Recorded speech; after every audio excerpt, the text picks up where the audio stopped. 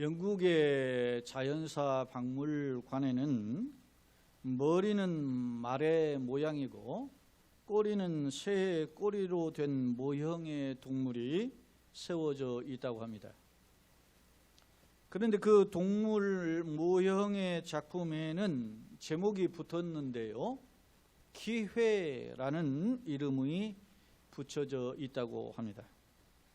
작품의 내용을 좀 더 설명하면 왜 기회인가 라는 의미가, 앞으로 기회란 앞으로 올 때는 말의 머리처럼 붙잡고 쉽게 올라탈 수 있지만, 그러나 한번 뒤로 지나간 다음에는 아무리 붙잡으려 해도 새의 꼬리와 같이 미끄럽고 잘 빠져나가 붙잡을 수 없는 것이 기회라는 뜻으로 이 작품이 만들어졌고 그 이름을 기회라고 붙였다고 합니다.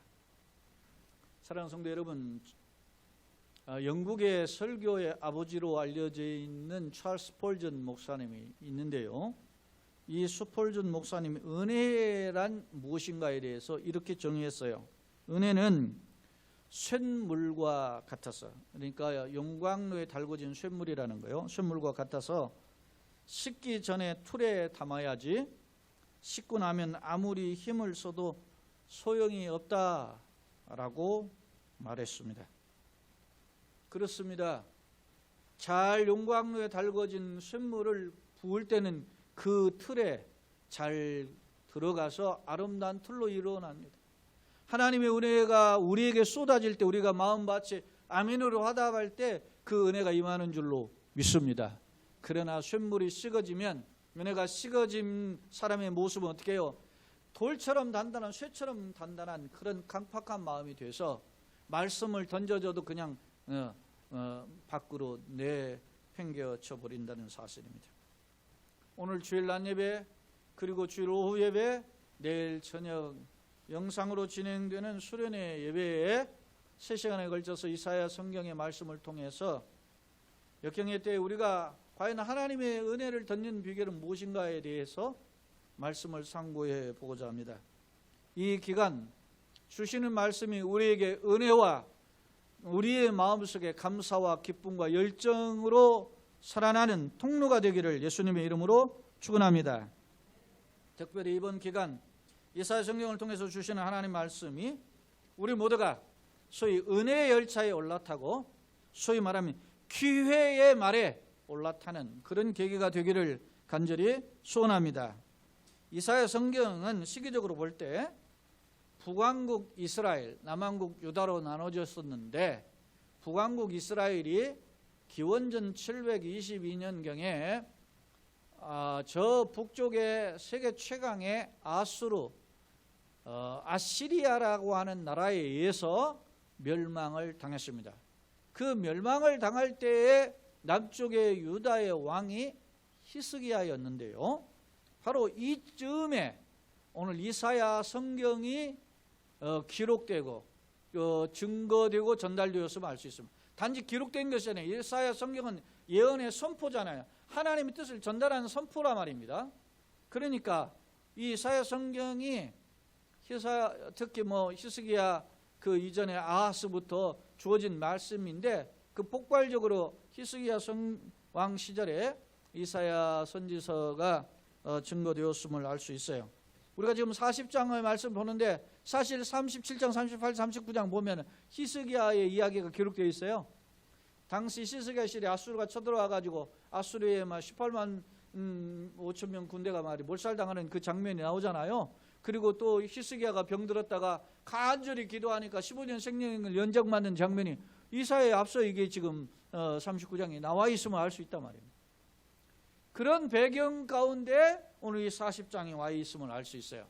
주목할 점은 이사야 성경은 모두 66장으로 이루어졌는데, 독특하게도 1장에서 39장까지는 주로 심판에 대한 기록이, 그리고 40장에서는 마지막 66장까지는 회복과 구원의 은총에 대한 내용이 집중적으로 기록되어 있다는 것이에요.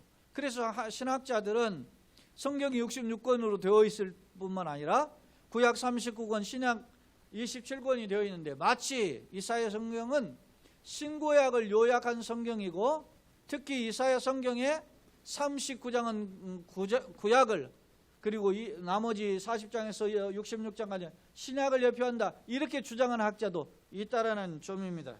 주목할 점은 당시 앞서 히스기야 왕이 통치하던 시절에 이 말씀이 주어졌다고 했는데요.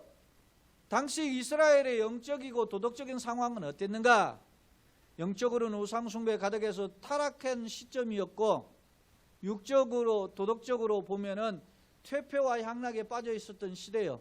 이건 당시 히스기야 시대만이 아니고 그 전부터 계속되어 있는데 특히 히스기야의 아버지 아하스에 그 심각해졌고 안타까운 건 히스기야가 그거 회복을 위해서 굉장히 애를 썼는데 히스기야가 노년에 15년 생명을 연장받고 그때 낳은 아들이 므낫세인데 그 이어진 므낫세가 55년을 통치하는 동안에 이스라엘은 더 깊은 타락에 빠졌음을 성경의 역사를 통해서 살펴볼 수 있습니다. 자, 주목할 점은 이러한 상황에서 하나님께서 선지자 이사야를 불러서 이사야 6장에 보니까 하나님 이사야를 부르는 소명장이 나오잖아요. 근데 이 백성들에게 듣기는 들어도 듣지 못하고 깨닫지 보기는 못하고 보지 못하는 자들에게 너는 내가 보내니까 가서 전하라 그랬어요.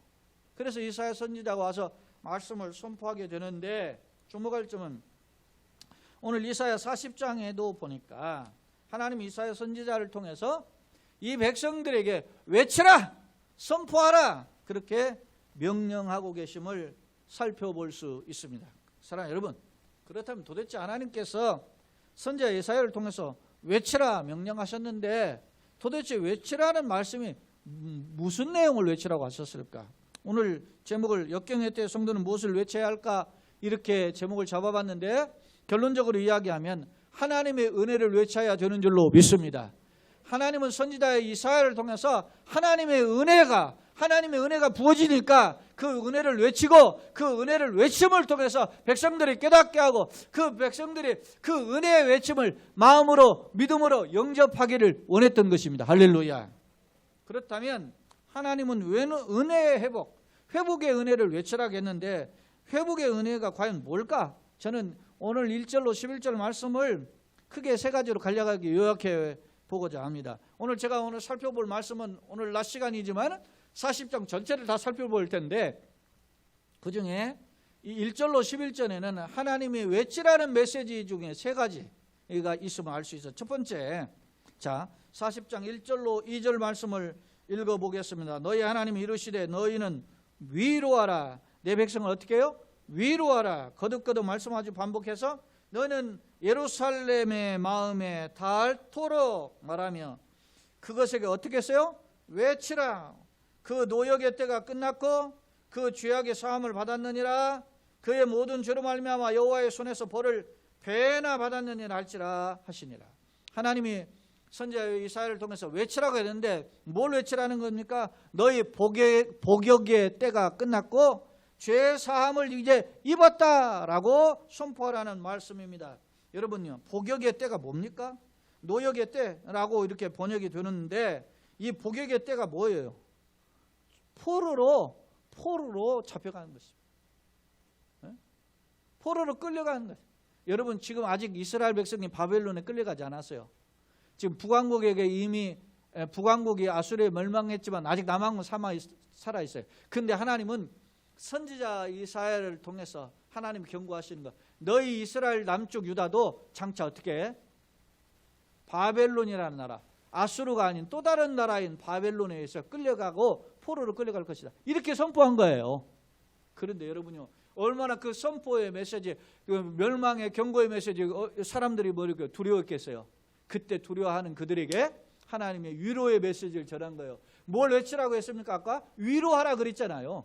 위로의 메시지가 뭐냐? 그러니까 너의 뭐요? 노역의 때가 끝났다. 노역의 때, 노역이라는 거는 포로로 끌려가가지고 노예살이 하는 때란 말입니다. 노역의 때가 끝났고 그 죄악의 사함을 받았느니라. 이것을 소위 신학자들은 원근 통시법으로 1차적인 의미, 2차적인 의미를 해석하는데요. 1차적인 의미는 장차 이스라엘 백성이 포로로 끌려가지만 70년에 차면 돌아오게 될 것이다 라는 것을 의미한다라고 노역의 때를 이야기해요. 그런데 또 다른 신학자들은 2차적인 의미를 또 강조하는데, 그게 뭐냐면 우리에게 궁극적으로 이런 어떤 바벨론에서의 포로에서의 해방뿐만 아니라 뭐였어요? 여기에 보면 무엇이 끝났다고 이야기합니까? 노역의 때가 끝나고 그 죄악의 사함을 받았다. 진정한 우리의 문제의 근원이 어디입니까? 죄의 뿌리라는 거예요. 죄의 뿌리가 해결되는 일이 펼쳐지게 될 것이다. 할렐루야. 그것을 선포하라는 것이, 그것을 외치라는 것입니다. 그것이 외쳐져야 진정한 이스라엘의 위로가 된다. 할렐루야. 그렇습니다. 이스라엘 백성은 70년의 포로에서 해방되는 것도 진정한 위로지만, 우리의 인생 속에서 우리의 죄의 문제가 해결되는 것이 진정한 위로인 줄로 믿습니다. 하나님은 우리의 죄와 사망의 권세에서 매어 종노릇하는 우리가 그 문제에서 해방되는 것, 그 죄의 문제에서, 사망의 문제, 죽음의 문제에서 해결되는 것이 바로 진정한 은혜요 위로라고 말씀하시면서 이것을 누구에게? 선지자 이사야에게 외치라 이야기한 거예요. 자, 40장 5절 한번 보세요. 자, 죄악의 때가, 노역의 때가 끝나고 죄악의 사함 받을 때는 어떻게 되는가 보시면 5절에 여호와의 영광이 어떻게 해요? 나타나고 모든 육체, 모든 인간들이 그것을 함께 보리라. 그렇습니다. 사랑하는 여러분, 죄악이 떠나가는, 죄악의 문제가 해결되는 것은 여호와의 영광이 임하고, 여호와의 영광을 누가요? 모든 사람들이 보게 되는 거예요. 여러분요, 예수께서 만왕의 왕이 만주에 대해서 하나님의 독생자이신 예수께서 인간의 몸을 입고 이 땅에 오셨죠. 그걸 성육신이잖아요. 그 하나님의 영광을 보니까 독생자의 영광이요 그 은혜가 진리가 충만했다 그랬잖아요. 요한복음 1장에서 말씀이 육신이 되어 우리 가운데 거하심에 우리가 그의 영광을 보니 독생자의 영광이요 은혜와 진리가 충만하더라. 할렐루야. 요한복음 1장 기록하고 있어요. 그러니까 그 여호와의 영광에 임하시는 것을 모든 육체, 어떤 육체? 모든 육체가 보게 될 것임을 말씀하고 있습니다. 그렇습니다. 누구든지 그 주의 이름을 부르는 자는 구원을 얻는 길이 열려진 줄로 믿습니다. 모두 구원은 모두에게 주신 열려진 선물이에요. 그런데 모든 사람이 그 여호와의 영광을 보기를 싫어한다는, 그것을 좋아하지 않는다는 거예요. 왜? 세상 자랑, 세상 재미, 세상 영광, 세상 것에 집착하다 보니까 여호와의 영광 눈에 보이지 않는 거예요. 소망하지도 않아요. 하나님은 분명히 말씀하십니다. 너희는 먼저 그의 나라와 그의 의를 구하라. 그리하면 이 모든 세상 것들은 그 다음이라는 겁니다. 덤으로 주시는 축복이지 우리가 먼저 우선순위로 쫓아갈 것이 아니라는 거예요. 그러니까 우리가 예수 잘 믿고 믿음 생활 잘하면, 하나님을 기쁘시게 하는 길을 걸어가면 하나님께서 우리에게 합력하여 선을 이루시는 길도 열어주실 줄로 믿습니다. 그게 지혜요, 건강이요, 그것이 달란트요, 그리고 그 길이 우리 가운데 열려지는 길인 줄로 믿습니다. 한국 교회가 이런 교육이 잘 돼 있어요. 예전에 이런 교육을 잘했단 말입니다. 그런데 요즘은 이런 것도 다 잃어버렸어요. 지금 옛날 사람들은, 옛날 우리 교인들은 이런 것이라도 되어 있는데 요즘 젊은이들은 옛날 것도 없고 이런 어떤 구체적인 이런 하나님 은혜도 다 잊어버리고, 안타깝죠. 요즘 보세요. 지금 도쿄에서 올림픽이 일어나는데 일어나니까 막 메달리스트들에게 열광하잖아요. 메달 설령 못 땄더라도 말이죠. 뭐 어떤 합니까? 막 사람들이 막 거기에 또 막 환호하잖아요. 그게 일종의 소위 말하면 어떤 팬덤 형상으로 어떤 사람들이 특정인에 집착하고 그걸 열광하고 하는 것을 그렇게 나무라 할 수 없어요. 그런데 왜 그런 일이 벌어졌는가를 우리가 한번 분석해 볼 필요가 있어요. 사람들은 어떻게 해요? 자기의 소위 말하면 어떻게 해요? 자기의 어려움, 힘든 이런 것들을 의지할 대상 하나 정해놓는 거예요. 여러분이 어떤 사람들이 자기가 막 다른 취미 없이 막 게임에 몰두하는 사람도 있고, 어떤 사람은 인형이나 어떤 캐릭터를 모아가지고 거기 수집해서 거기에 몰두하고, 그게 그 심리적으로 자기를 의지할 대상을 찾고 의지하는 거 아니겠습니까?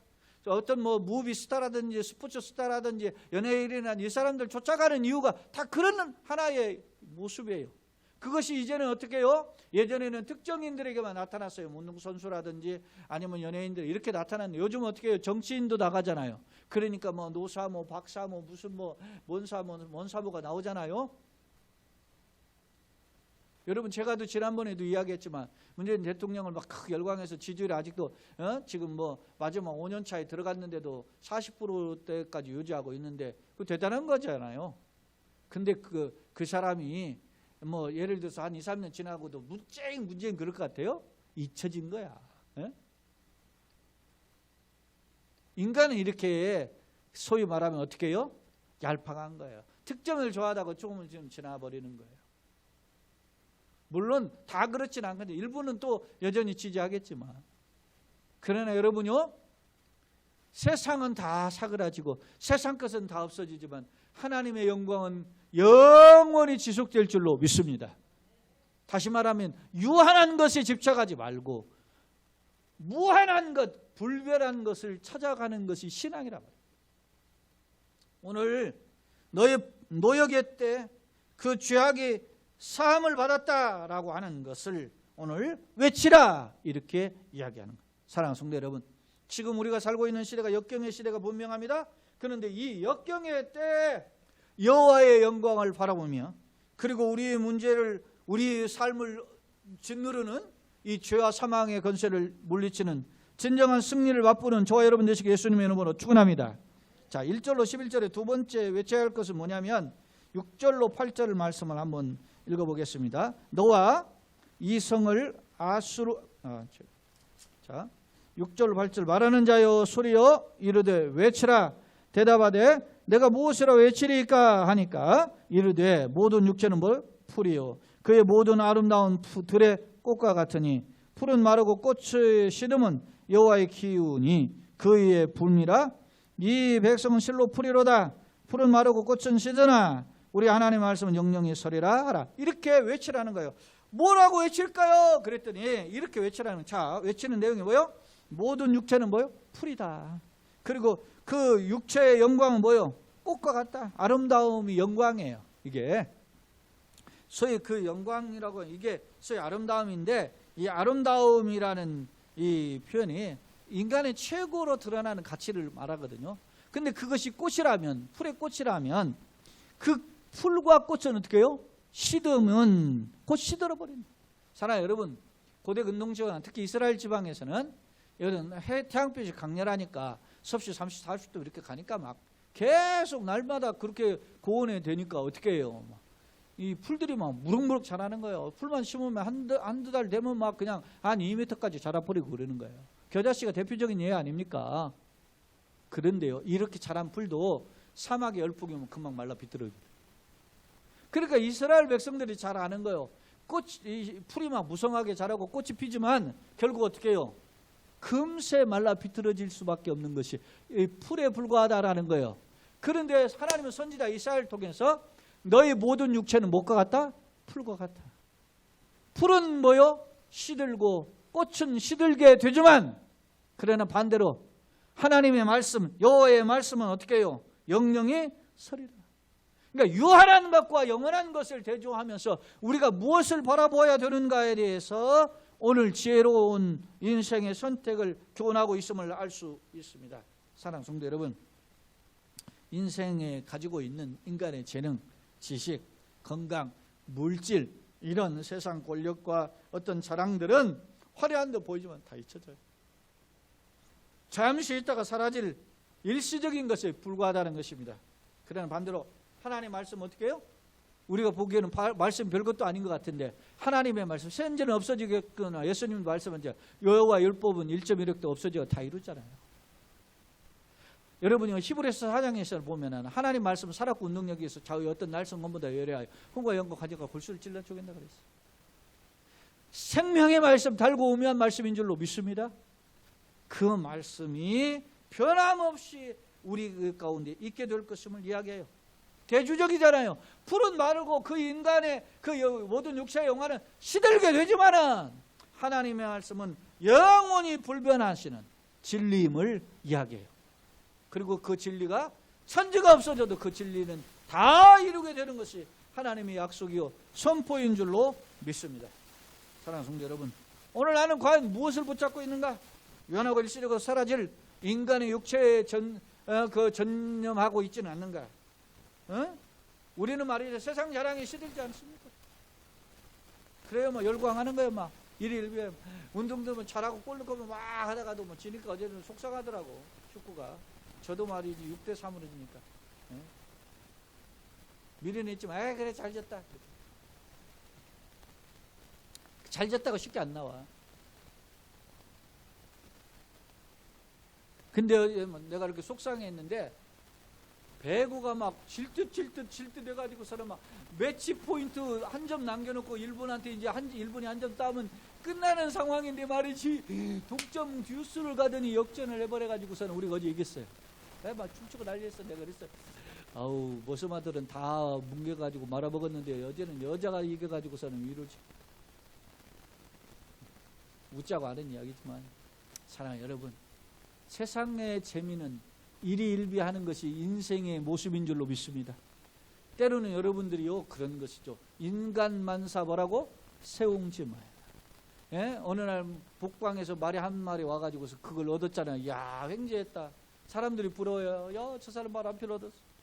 그런데 그 말을 타고, 아들이 말을 타고 하다가 말에서 떨어져가 다리가 어떻게 해요? 이제 장애인 되었어요. 쩔뚝거린단 말이에요. 그러니까 저놈의 말 때문에 저렇게 아들이 그렇게 막 하나밖에 없는 아들이 저렇게 저 모양 됐어. 그렇게 이제 비아냥거립니다. 그러는 차에 어떻게 해요? 국가의 전쟁이 일어나는 거. 젊은 사람들이 전부 다 칼을 가지고 창을 가지고 전쟁터에 나가게 됐는데 그 사람의 아들은 어떻게 해요? 다리를 저니까 지체 장애인이니까 어떻게 움직이지 못해 전쟁 나갈 수 없어요. 그래서 못 나갔는데 전쟁터에 나간 다른 집 이웃집 아들들은 다 죽었단 말입니다. 그러니까 어떻게 해요? 이 아들이 다리가 다친 것이 어떻게 해요? 오히려 전화위복이 된 거예요. 그래서 인간만사 세옹지마다. 예? 말과 같은 거란 말입니다. 사랑하는 여러분, 때로 내가 잘 나간다고 교만할 것이 아니고, 때로 내가 잘못하고 힘들다고 뒤처진다고 낙심할 것이 아니라, 오직 우리는 하나님을 바라보고 위로받고 힘을 얻는 자가 되기를 예수님의 이름으로 축원합니다. 그렇습니다. 그러면 이제 우리가 무엇을 외쳐야 되는가? 세 번째 외침을 한번 볼까요? 자, 9절로 11절 우리 말씀을 있는데요. 전체 9절 한번 보겠어요. 자, 아름다운 소식을 시온에 뭐요? 전하는 자, 외치는 자죠. 외치는 자에 너는 높은 산에 올라. 그 통풍 산에 올라가지고서는 많은 사람들에게 듣도록 선포하라는 거예요. 오르라. 아름다운 소식을 예루살렘에 전하는 자요. 너는 힘써 어떻게 해요? 소리를 높이라. 예루살렘에 가서 막 이스라엘 백성들에게 외치라는 거예요. 뭐라고 외쳐야 되느냐? 두려워하지 말고 소리를 높여서 외치는데 뭐라고 외치느냐? 이러기를 너희의 하나님을 뭐라고? 보라. 할렐루야. 사랑하는 성도 여러분, 우리가 외칠 것은 세상을 보는 게 아니고 재물을 보는 게 아니고 세상의 명예를 보는 게 아니고 하나님을 바라보도록 하는 줄로 믿습니다. 오늘 여러분이 이 시간에 영상으로 참여하시거나 현장 예배원 올라오신 것은 하나님을 바라보기 위함인 줄로 믿습니다. 우리의 시각이 세상에 고정되어 있고 세상이 흔들렸지만 이 시간 주일 예배를 통해서 우리의 시각을 하나님께 고정하고 하나님을 바라봄을 통해서 심기일전하게 되는 것이에요. 자, 그럼 보세요. 그걸로 끝나는 게 아니에요. 10절 11절 보세요. 보라, 주 여호와께서 뭘 보라고 외치느냐? 하나님 보라고 하는데 하나님은 어떤 걸 보라고 하느냐면, 보라, 주 여호와께서 장차 뭐요? 강한 자로 임하실 것이요. 지금 보세요. 이 이사야 선지자가 메시지를 증거될 때 북왕국이 망했죠. 근데 그 북왕국이 멸망한 나라가 어디에? 아수르잖아요. 근데 아수르 왕이 누구예요? 사네립이 와 쳐들어와 가지고 막 이스라엘을 한 번 쳐들어온 것도 두 번 쳐들어 가지고 막 사시나무 떨게 만들었잖아요. 그러니까 사람들이 생각하기를 뭐예요? 군사력을 의지한단 말입니다. 그런데 우리에게 강력한 힘의 주인이신 누구? 하나님이 임하시는데 그 하나님 어떤 모습으로 임하셔요? 10절에 장차 강한 자로 임하실 것이요 친히 그의 뭐요? 팔로 다스릴 것이요. 할렐루야. 보라, 상급이 그에게 있고 보응이 그의 앞에 있으며 그는 누구 어떻게? 목자처럼. 이스라엘 백성은 어떤 문화예요? 유목 문화잖아요. 양치는 목자가 있고 그 양이 있어요. 목자가 양떼를 먹이며 어린 양을 그 팔로 모아 품에 안으시며 젖먹이는 암컷들을 온순히 어떻게 해요? 인도하시라. 여호와는 나의 목자시니 내가 부족함이 없으리로다. 그가 나를 푸른 초장에 넣으시며 쉴만한 물가로 인도하시는 줄로 믿습니다. 한 여가의 손을 이루시는 하나님의 손에 있으면 우리가 이렇게 강한 자로 임하시는 강력한 하나님의 손에 붙들리는 그 영광을 보게 될 줄로 믿습니다. 제가 이 강한 자라는 단어를 살펴보니까 히브리어로 하자크인데, 이 히브리어 하자크라는 이 단어가 힘이 세고 권능이 있다, 이렇게 번역이 되었더라고요. 그렇습니다. 하나님은 강력한 힘이 있고 강력한 권능으로 임하셔서 그들을 어린 양을 인도하시듯 목자처럼 우리를 보호하실 것임을 약속하고 있는데, 그 하나님은 어떤 분이에요? 변함이 없는 신실하신 하나님인 줄로 믿습니다. 그렇다면 오늘 나는 과연 무엇을 바라보고 있는가? 무엇을 또한 자랑하고 있는가? 또한 무엇을 과연 이웃 사람들에게, 다른 사람들에게, 가족에게, 내 이웃의 친구나 어떤 사람들에게, 혹은 처음 만난 사람에게 외치고 있는가? 혹시 세상 사람들이 자랑하는 가방끈을 외치고 있지는 않습니까? 내가 가지고 있는 물질을 자랑하고 있지는 않습니까? 내가 가지고 있는 어떤 세상의 명예, 어떤 지위를 이야기하고 있지는 않느냐는 것입니다. 오늘 금메달을 또 자랑할 수도 있지 않겠어요? 그러나 여러분, 하나님의 약속을 따라오시는 메시아의 영광이 어떻게 했습니까? 보라, 강한 자로 임하시는 분이 누구예요? 사실은 예수님이잖아요. 메시아예요. 메시아. 이게, 예? 메시아가 오신단 말이에요. 그 메시아가 오시면 예수님이 나의 목자가 되시고 나를 인도하실 거단 말이에요. 예수님 말씀하실 때 내가 세상 끝날까지 너희와 항상 함께 있으리라. 믿습니까? 그 예수님을 우리가 바라봐야 돼요. 우리가 그 메시아의 영광을 바라봐야 돼요. 왜? 그 예수님이 친밀하게 세밀하게 우리를 보호하시고 은혜로 간섭하시게 된다는 것입니다. 바라기는 그런 예수님의 세밀하고 친밀한 그런 보호와 역사 간섭의 은총에 우리의 삶에 덧입혀지기를 예수님의 이름으로 축원합니다. 아멘. 사랑하는 성도 여러분, 그런데요, 여러분 보세요. 어떤 사람이 이 영광을 누리게 되느냐? 아까 외치라 그랬잖아요.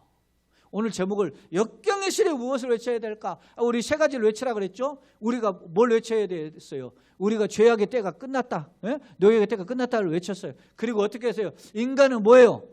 모든 육체는 풀과 같고 그 영광은 뭐예요?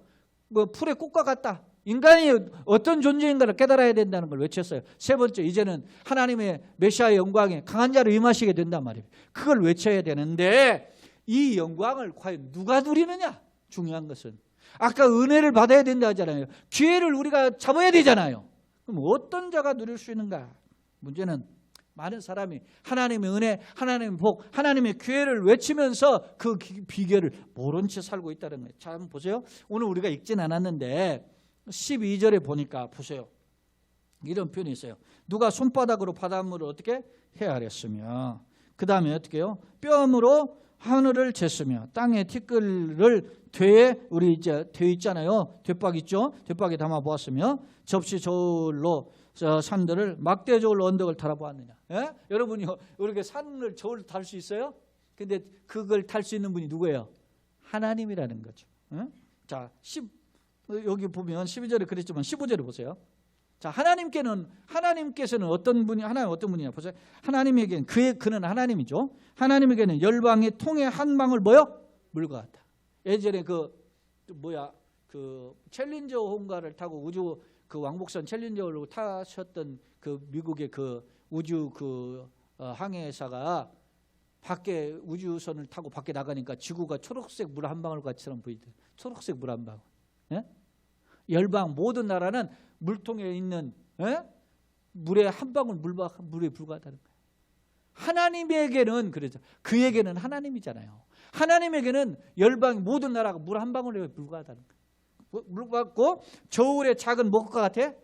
저울에 뭐예요? 티끌이 올려놓으면 저울이 움직입니까? 움직이지도 않아. 티끌 같고 모든 섬들은 또 나라들을 가리키는 거거든요. 모든 나라들은 떠오르는 뭐예요? 먼지와 티끌에 불과하다. 할렐루야. 누가? 세상의 나라가. 누구에게? 하나님에게는 아무것도 아니라는 것입니다. 자, 그런데 자 17절에 한번 정리해 볼게요. 그의 앞에는, 하나님 앞에는 모든 열방이 뭐요? 아무것도 아니야. 아무것도. 티끌과 먼지도 아니야. 이게 아무것도 아니라는 거예요. 그는 그들을 뭐같이? 없는 것 같이 빈 것째 빈공 empty 비어 있어요. 비어 있는 것처럼 여긴다. 누가? 하나님. 하나님 보시기에는 그래 여러분요. 이 세례 요한이 외치잖아요. 예? 너희가 스스로 아브라함의 자손이라 생각하지 말라. 하나님이 이 돌들을 어떻게 해요? 아브라함 자손 만들 수 있다. 하나님 그런 분이세요. 그러니까 건방 떨지 말라고 하는 거예요. 그런데 그렇게 건방 떨지 말라고 하는데 이스라엘 백성들이 어떻게 살았는지 한번 볼까요? 여러분 보세요. 저울에 달아도 티끌과 같고 뭐 통에 물 한 방울 같고 심지어는 없는 것 같은 존재인데 19절 20절에 보니까 어떻게 이스라엘 백성들이 했는가 보세요. 우상은 뭐요? 장인이 부어 만들었고 장색이 금으로 입혔고 또 사슬을 뭐요? 만든 것이죠. 그 다음에 20절 그런 궁핍한 자는 거제를 드릴 때 썩지 아니하는 나무를 택하고 지혜로운 장인을 구하여 우상을 만들어 흔들리 아니하여 세워. 그러니까 막 우상 숭배하는데 막 정성을 들이는 거야 이게. 에? 나무를 세워놓고 흔들리지 않도록 뭐 정성을 다해서 세워놓고 막 거기서 비는 거예요. 누가 이 짓을 해요? 이방인들이 했는데 누가 이걸 본받아서? 이스라엘 백성들이 따라서 이 짓을 하고 있다는 거예요. 세상이 돈 하니까 세상이 자랑자랑 세상 명예 이렇게 이야기하니까 교회도 쫓아갑니다. 교회가 니네만 몇 명 첫째 물어보는 거 보세요. 니네 교회 몇 명 모이냐? 니네 교회만 교인들이 교회 중에 유명한 사람 있어? 구청장 나와? 시장 있어? 이렇게 이야기하는 거야. 니네 목사님 박사학위 있어? 여러분 가세요. 우리 목사님은 박사 아니라고 이야기해서 저는 박사 아니에요. 세상 자랑할 게 없는 거야. 교인도 없어. 건물 그렇다고 막 몇십억짜리 건물도 아니야. 별 볼 일 없는 거야. 그런데 우리가 이 모든 것을 가지지 않아도 우리 안에 예수님이 있으면 최고인 줄로 믿습니다. 이를 행하시고 지어 성취하시는 우리의 조인이 예수님으로 모시고 있으면 그의 인생길은 형통한 길이 되는 거예요. 그런데 이스라엘 백성은 지금 어떻게 했어요? 우상을 다 숭배하고 있었다는 거예요. 열방은 하나님의 손에 물 한 방울 같고 티끌과 같고 심지어는 없는 것 같은 존재인데 이스라엘 백성들은 그런 하나님을 모르고 어떻게 해요? 썩어질 우상 돌과 나무를 세워놓고 그걸 말해 좀 넘어지니까 안 넘어지게 잘 세워놓고 빌었다는 거예요. 심지어는 어떻게 하고 있는지 볼까요? 27절에 이스라엘 백성이 뭐라고 하는지 한번 보세요. 하나님을 향해서 시작. 야곱아 어찌하여 네가 말하며 이스라엘아 네가 이르기를 내 길은 여호와께 어떻게 숨겨졌으며 내 송사는 내 하나님에게서 벗어난다 하느냐. 야곱이라고 하는 이스라엘 백성들이 뭐라고 하느냐. 하나님은 내 길을 몰라가지고 내가 이렇게 답답해. 여기 보면은 내 길을 하나님 알지 못하고 여호와께 숨겨졌다. 내 걸어가는 인생길에 하나님 보지 못하는 거야. 그러면서 또 뭐라고 해요? 내 송사는 재판이잖아요. 지금 문제가 있어가지고 이거 해결받았는데 하나님 해결 안 해주시고 뭐합니까? 이런 거예요. 그러면서 하나님에게서 벗어났다. 이스라엘 백성들이 열방을 쫓아서 우상 숭배할 뿐만 아니라 하나님을 여기서는 하나님 내 인생 몰라. 나하고는 상관없어. 하나님 내가 여러분 이야기하잖아. 하나님 내가 예수를 그렇게 믿었더니 주일 성수하고 11조하고 했는데 왜 나한테 뭐가 안 주세요? 우리 교인 중에 그런 사람이 있었고 또 교회를 떠났어요. 여러분 우리가 그런 마음이 들 때가 있어요. 어떤 때는 나도 그런 때가 있어요. 하나님 내가 이렇게 말이 남들 뭐다 정말 생고생 많이 했는데 내가 왜 이렇게 힘듭니까? 답답합니다. 저도 그럴 때가 있어요. 그러나 여러분요 그런 마음이 있어도 그럼에도 불구하고 우리 입에 불평과 원망이 튀어나오지 않기를 예수님의 이름으로 축원합니다. 여러분요 입을 지킬 수 있는 마음을 지킬 수 있는 것이 능력인가? 이스라엘 백성들이 광야로 들어갔을 때 먹을 마실 물이 없으니까 불평하자 하나님이 진노하시잖아요. 가나안 땅 축복의 땅을 보고도 불평하자 하루 탐지한 날을 1년을 계산해서 40년을 방황하게 만들자. 사랑하는 성도 여러분 감사로 제사를 드리는 자가 하나님을 영화롭게 하는 줄로 믿습니다. 그렇습니다. 우리가 마땅히 빌파를 알지 못하는 말을 할 수 없는 탄식으로 위하여 기도하시는 분은 아무것도 염려하지 말고 너의 구할 것을 감사함으로 구하라. 그래야만 모든 지각 위에 뛰어나시는 하나님의 평강이 그리스도 예수 안에서 너희 마음과 생각을 지키시리. 할렐루야. 그렇습니다. 불평하고 싶은 일이 있습니다. 때로는 힘들어서 낙심하고 절망할 수 있습니다. 그러나 다니엘의 세 친구인 사드락과 메삭과 아벳느고는 어떻게 해요? 그리 아니하실지라도 우리는 왕의 신상에 절하지 않겠나이다 결단했을 때 하나님께서 그들이 극렬한 불 속에서 건져주신 줄로 믿습니다. 사랑하는 성도 여러분, 말씀을 정리해 보겠습니다. 오늘 우리는 무엇을 추구하고 있습니까? 세상 영광과 자랑들은 아닙니까? 그것이 명예요, 권력이요, 또 물질이요, 인간의 욕심들은 아닙니까? 그렇다면 우리가 이 당면한 이 현실, 코로나의 현실, 우리가 당하는 경제적인 위기에 또 내 진로에 갈등하는 이런 힘든 때, 이 노역의 때, 고통의 때, 역경의 시대를 어떻게 하면 승리할 수 있을까? 오늘 하나님의 선지자 이사야를 통해서 외치라고 그랬죠. 노역의 때가 끝났다. 죄와 사망의 권세가 해결됐다. 인간은 불인인데 하나님 말 영원하다. 그리고 이제는 너희를 살리시기 위해서 하나님의 영광의 메시아가 영광으로 임하시게 된다. 이걸 외쳤어요. 자, 여러분, 결론이 뭡니까? 우리는 예수를 바라보면, 하나님의 약속을 바라보면, 그 영광을 바라보면 산다라는 것이 오늘 약속인 줄로 믿습니다. 보세요. 말씀을 정리해 볼까요? 28절, 29절. 하나님은 선지자 이사야를 통해서 반문합니다. 이스라엘 백성에게. 너는 뭐라고? 알지 못하였느냐. 너는 뭐요? 듣지 못하였느냐. 알고 있다는 거예요. 들었다는 말이에요. 그러면서 뭘? 영원하신 여호와 땅끝까지 창조하신 이는 피곤치 않으시면. 자, 보세요. 영원하신 하나님은 하나님의 영원성, 그 다음에 땅끝까지 창조하신 분, 하나님의 창조성, 주권성이죠. 이는 피곤하지 않으시고 곤비하지 않으세요. 그죠?